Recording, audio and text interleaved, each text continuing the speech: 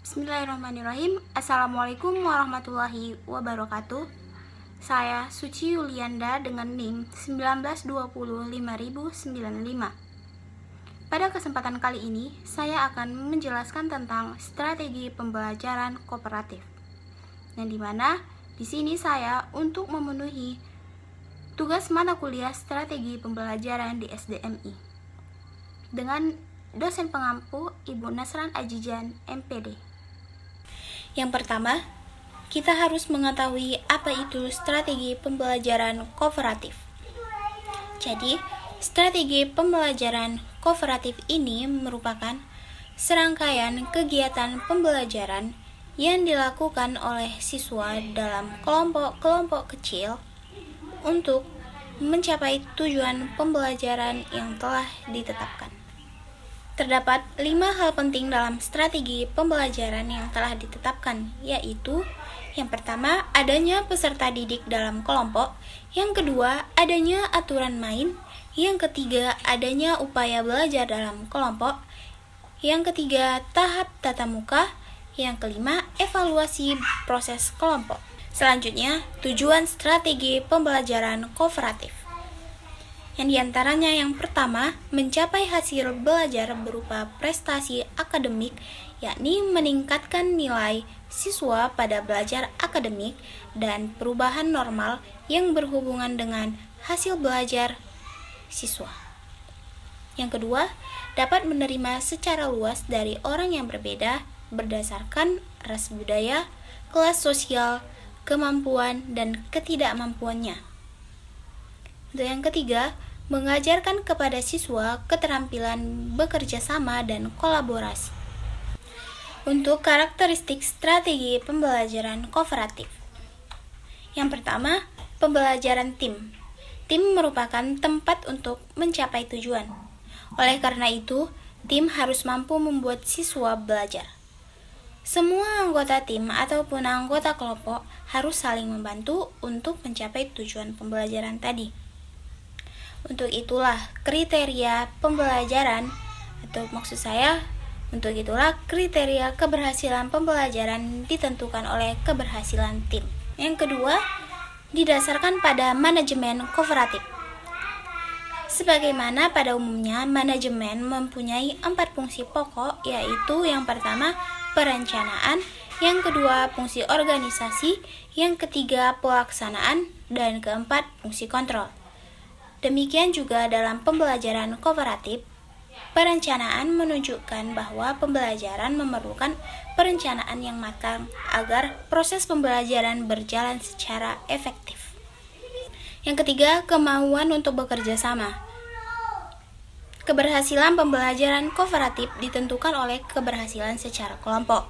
Oleh sebab itu, prinsip bekerja sama perlu ditekankan dalam proses pembelajaran kooperatif ini.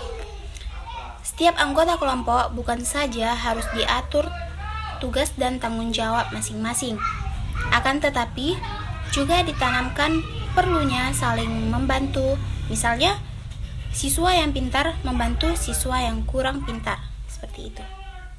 Yang terakhir, keterampilan bekerja sama. Kemampuan untuk bekerja sama itu kemudian dipraktikkan melalui aktivitas dan kegiatan yang tergambarkan dalam keterampilan dan bekerja sama. Dengan demikian, siswa perlu didorong untuk mau dan sanggup berinteraksi dan berkomunikasi dengan anggotanya yang lain. Unsur-unsur pembelajaran kooperatif. Yang pertama, saling ketergantungan positif.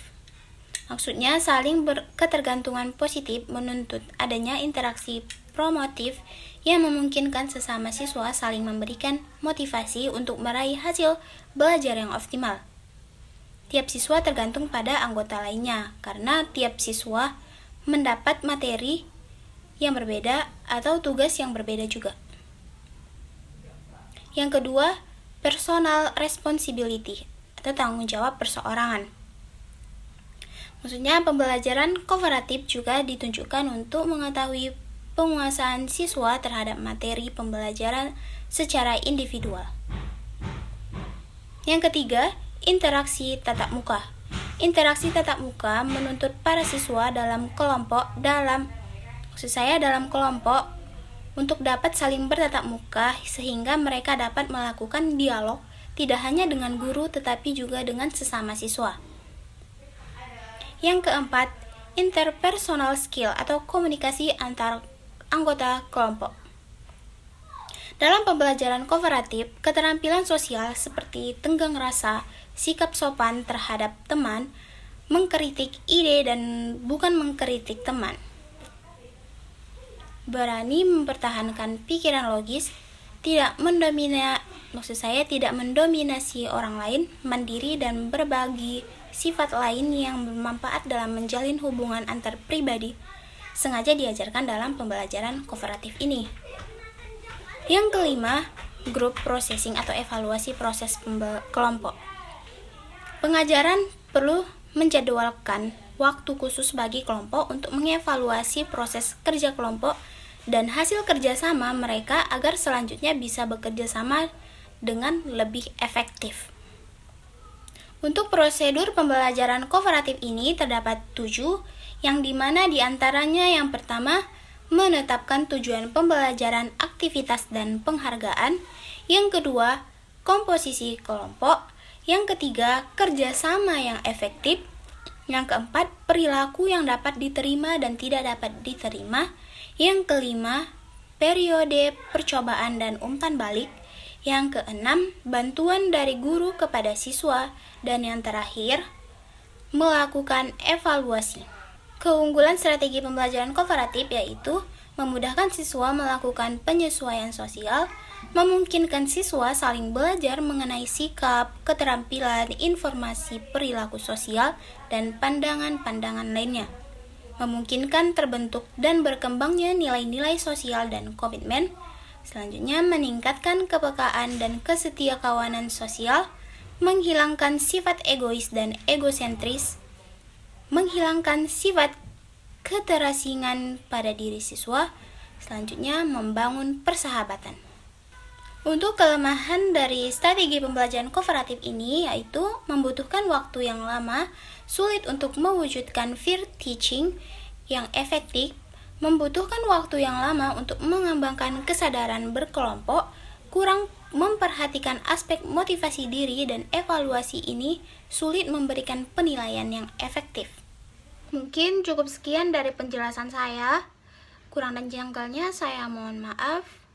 Saya akhiri video pembelajaran saya dengan mengucapkan Assalamualaikum warahmatullahi wabarakatuh.